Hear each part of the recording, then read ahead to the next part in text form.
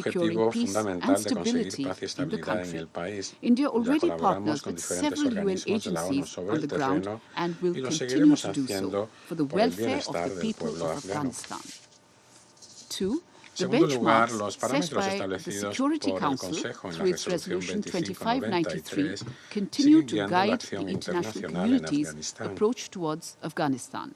Our common and Nuestra immediate prioridad priorities inmediata include es la providing prestación de ayuda humanitarian humanitaria assistance for the al Afghan pueblo people, afgano, formation la of an inclusive formación and de una representative estructura government de structure, gobierno representativa e combating incluyente, la terrorism lucha and contra drug el trafficking, terrorismo y el and tráfico de preserving drogas the rights of women, y la children, and defensa de los minorities. derechos de la mujer, los 3. niños y las Humanitarian minorías. assistance to the people of En tercer Afghanistan lugar, hay que needs priorizar to la be asistencia prioritized, humanitaria given the dada la distressing gravedad de la humanitarian situación. situation in the country. La India ha India has facilitado ayuda delivered humanitaria a material Afganistán humanitarian y assistance sigue to manteniendo sus Afghanistan becas para and has estudiantes also afganos. continued Hemos its educational scholarships for the colaborado Afghan con students. diferentes We have also organismos de la partnered ONU, with various UN agencies, including the UN incluyendo World al Food Programme and the United PMA Nations y a Office ONU of Drugs and en Crime sus in their actividades humanitarian efforts. humanitarias. Our assistance will continue Mantendremos nuestra asistencia for the humanitaria benefit en of the beneficio people del of pueblo Afghanistan. afgano. And as I conclude, Para Mr. concluir, President, señor let me presidente, state reafirmamos that nuestro India compromiso reaffirms its inquebrantable unwavering commitment con el to the pueblo people of Afghanistan. afgano. We will continue to be Seguiremos closely muy de and cerca la actively involved situación in support of the Afghan people. y nos implicaremos Since this might be the en last apoyo del open meeting pueblo of the afgano. Council before the mandate Esta renewal puede of ser the la última UNAMA in reunión March pública next del year, Consejo antes de la I would also renovación like del to state mandato de here UNAMA that we el look año forward to próximo. working Y quiero closely decir with the pen aquí que holders esperamos to colaborar share our estrechamente views con los as a neighbor redactores of Afghanistan. para compartir nuestra very much. opinión como vecino de Afganistán. Muchas gracias. Agradezco a la representante de India por su declaración. Tiene ahora la palabra el representante de Pakistán. Thank you. Gracias, señor presidente. Mr. President, I would like to Señor congratulate presidente, you lo felicito and the Ecuadorian delegation y felicito a la on your delegación del successful Ecuador presidency of the Security Council al this month. presidir con todo Pakistan éxito la welcomes presidencia del this Consejo. debate on Afghanistan. Agradecemos este debate sobre el I would like to Afganistán. thank Special Representative Hago Rosa extensivo el Otunbayeva agradecimiento a la for representante her cogent especial briefing to the Otunbayeva Council. por su We note presentación the de Secretary información General's al Consejo. report Tomamos on nota the del latest informe del developments secretario in general Afghanistan. sobre lo último que ha ocurrido Pakistan en el conveys Afganistán. its appreciation Pakistán expresa to su the UN agradecimiento Special Coordinator, Ambassador al Feridun Siniroglu, coordinador especial Sinir Lioglu por su informe de la evaluación independiente. Encomios también muy merecidas and the UAE para el embajador delegation y la delegación as the co-pen de los holder Emiratos on Árabes Afghanistan Unidos, this year. que es coautor Mr. President, del peace in expediente del Afghanistan Afganistán. is La a paz en el Afganistán, strategic señor imperative presidente, es un imperativo for Pakistan. estratégico para el Pakistán. As noted in the Secretary Como se General's observa en el report, informe del the secretario Afghan general, interim authorities las have autoridades further temporales del consolidated their Afganistán han control ido of Afghanistan consolidando su control across del all país spheres of governance en todos los and brought ámbitos de some gobernanza modicum of stability in y han the country. logrado un poco de Yet estabilidad Afghanistan en el presents país, a pero el complex and Afganistán enduring challenge. On the afronta positive desafíos side, law and order difíciles. has Por una improved, parte, el opium cultivation has orden reduced by ha 95%, mejorado, se ha reducido al action against 95% el cultivo Daesh is del being opio, taken, se han tomado medidas corruption has contra el declined notably, EI, la corrupción and ha caído efforts are being bastante made to operate the y se ha economy tratado de through echar a andar domestic la revenue economía collection mediante and el local copio budget. nacional, el cobro nacional de Afghanistan's trade with its ingresos y neighbors, presupuestos locales. including El transit comercio trade, has also increased también ha ido en significantly. aumento con sus But, países Mr. vecinos. President, there are Pero, serious señor presidente, challenges. no deja de haber desafíos graves. Pakistan has been El Pakistán the main artery ha sido la for arteria the provision of vital humanitarian assistance para el suministro de to asistencia Afghanistan. humanitaria al Afganistán. Yet the humanitarian Aún response así, plan, el plan de respuesta which aims humanitaria, to help que 21.3 pretende million ayudar a Afghans, 21.3 millones de remains afganos, severely underfunded sigue at sufriendo de un 35%. déficit del We hope that the 35%. donor states Esperemos que will los respond donantes generously respondan Secretary General's espléndidamente al llamado to que help hiciera el the secretario destitute general de ayudar people in Afghanistan. a los pobres en el Afganistán. Second, the Segundo, Afghan economy la remains economía fragile, sigue siendo frágil en largely el due to Afganistán, liquidity en gran medida challenges, debido a la a falta de dysfunctional banking liquidez, system, una banca que no and funciona irregular cash flows, y with no safeguards falta de efectivo, against sin terrorist salvaguardias ante el financiamiento Smuggling terrorista. El into contrabando Pakistan de through objetos transit al trade Pakistán mediante has el also comercio por been a tránsito major problem, también ha sido un problema which we have stopped importante now.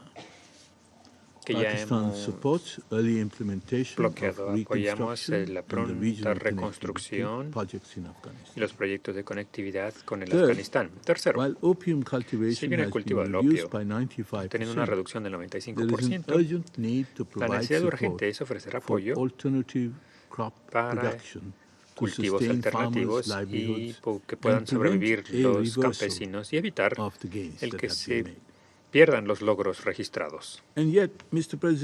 Pero, señor presidente, las dos temáticas que el gobierno provisional del Afgan debe atender cumpliendo sus obligaciones son, uno,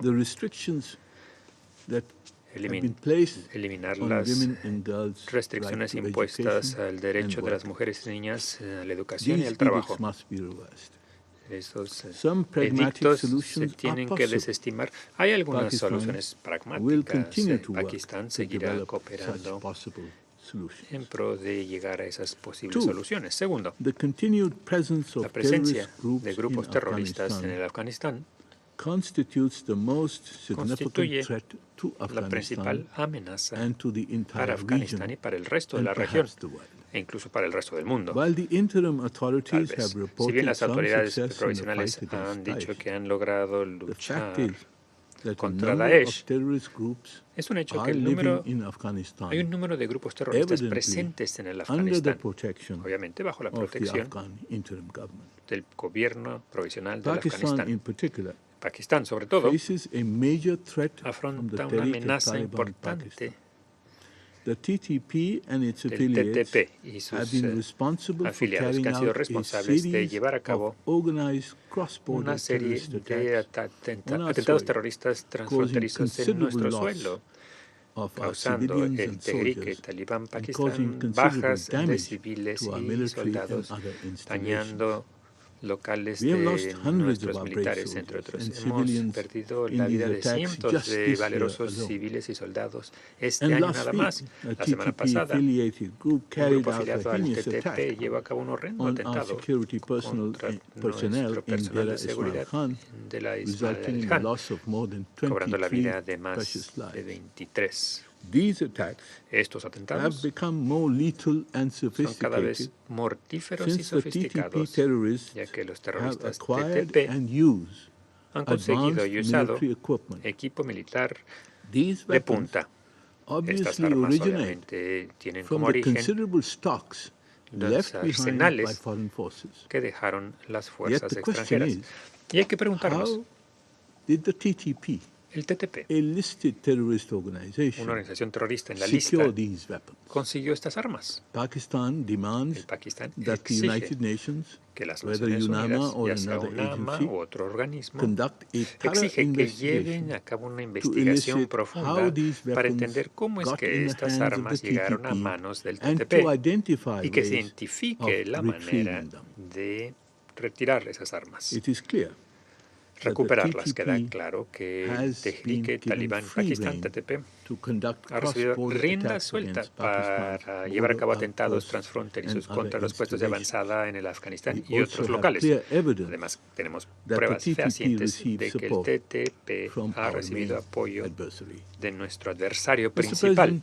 Señor presidente, el Consejo de Seguridad tendrá que revitalizar la labor del Comité de la 1988 para que el gobierno interino afgano actúe en contra de todos estos grupos terroristas en el Afganistán y que le dé las facultades al grupo de vigilancia para que analice e informe al Comité y al Consejo respecto a progresos en el contexto de la lucha contra el terrorismo en el Afganistán.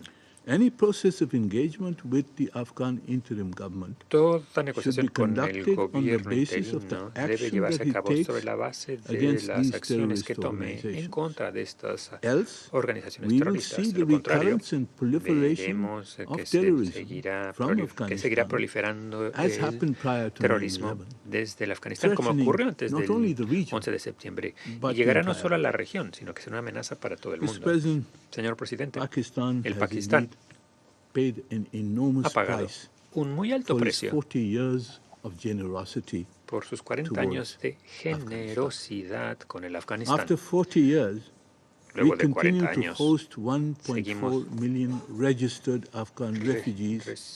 contando con 1.4 millones de afganos registrados con muy poco apoyo, si es que lo hemos recibido, de la comunidad internacional. Como el gobierno interino de Afganistán aduce que la paz la ha restablecido en el Afganistán, tendrá que cooperar con el Alto Comisionado de Refugiados para hacer preparativos en pro de la pronta repatriación de estos refugiados afganos. Another 2.2 million Otros Afghans 2.200.000 afganos who are in Pakistan se encuentran undocumented en el Pakistán and sin illegally documentos present. y su presencia es These ilegal. include 700,000 Entre los who cuales crossed into Pakistan hay after 700.000 the que Taliban takeover. cruzaron la frontera del Pakistán luego de que Besides se hicieran the con el security control de los threat talibanes. posed Además de la by terrorist amenaza a la sleeper seguridad cells, causada por las many of células these durmientes illegals terroristas, are involved in muchas drug de estas trafficking, personas ilegales se operate dedican al property narcotráfico, mafias and other crimes. participan en mafias de la And the propiedad y inflow of such otros large delitos. numbers Y su has llegada had a negative impact on Pakistan's acaudalada economy ha and jobs afectado market. la economía del Pakistán y el mercado The laboral. current plan El to plan actual repatriate de the repatriar illegal foreigners a los extranjeros is an ilegales unavoidable compulsion on Pakistan, es algo arising from insoslayable our legitimate security, debido economic a and social concerns. preocupaciones del However, Pakistán the en plan materia is being social, implemented entre in otras. Pero el as plan humane a se way está as llevando a possible. cabo de la manera más compasiva There posible. is no forcible return No hay un retorno except for a number forzado, of Afghan criminals in our salvo jails. algunos More than delincuentes afganos en 98% of the nuestras over cárceles. Más del 98% de los 244,000 más de Afghans who departed through 244 Torkham afganos last month que were salieron voluntary el mes returns. pasado fueron retornos The voluntarios. Chaman crossing has El a cruce en similar Charman pattern. sigue el We mismo have made esquema. exceptions Hemos hecho for excepciones those who have para proof quienes han of comprobado registration, que se han for registrado those who have y the para Afghan quienes citizenship card, cuentan con un and now carnet de also ciudadanía for those afgana who y are también considered para quienes vulnerable. se These consideran are ser besides personas vulnerables. the 60,000 or more Además de los who 60.000 are o awaiting más for que 2 están a la years espera durante 2 años to be relocated de que se to les third countries. And we reubique en un urge those tercer third país. countries Instamos a esos to terceros accelerate países a que that aceleren process los in order to trámites receive these people para who they have recibir a agreed estas to receive personas que ya as such dijeron and lighten the aceptarían burden y on así Pakistan. aliviar Mr. la President, carga we que hope pesa sobre that Pakistán. Señor Ambassador presidente, Feridun hacemos votos porque el assessment señor embajador will enable the Security Council and all Sinirlioglu, relevant mediante su stakeholders in the evaluación, international permita que community entienda el Consejo de to Seguridad adopt y a todos los interesados comprehensive, long-term que hay que and adoptar realistic roadmap for una hoja de ruta Afghanistan's realista de largo normalization. plazo para Any normalizar process la of situación en engagement Afganistán. with the Afghan Toda interim negociación government con el must be gobierno constituted interino on afgano the se basis debe of its basar response en to the su core concerns of the respuesta a international los community. llamados que ha hecho la Respect comunidad for human internacional, rights, el respeto a los particularly derechos rights of humanos, women sobre and todo los girls, derechos de las mujeres y political niñas, inclusivity, inclusividad política, and action to neutralize y actuar the para terrorist neutralizar a organizations las in organizaciones Afghanistan, not terroristas only del Daesh, Afganistán, no but solo el also EEU, TTP and sino other también el entities TTP y otras which threaten the entidades que security son una amenaza of para la Afghanistan's seguridad de neighbors. de los vecinos del Pakistan Afganistán. will El participate in Pakistán the Secretary participará General's revived Doha format, en el and we hope formato that revitalizado consensus will be reached del on secretario general y the hacemos votos porque se llegue a un recommendations consenso of en the cuanto a las report recomendaciones del submitted informe by the special presentado coordinator. por el coordinador Thank you, especial. Mr. President. Gracias, señor presidente. Agradezco al representante de Pakistán por su declaración. No hay más intervenciones inscritas en la lista. Se levanta la sesión.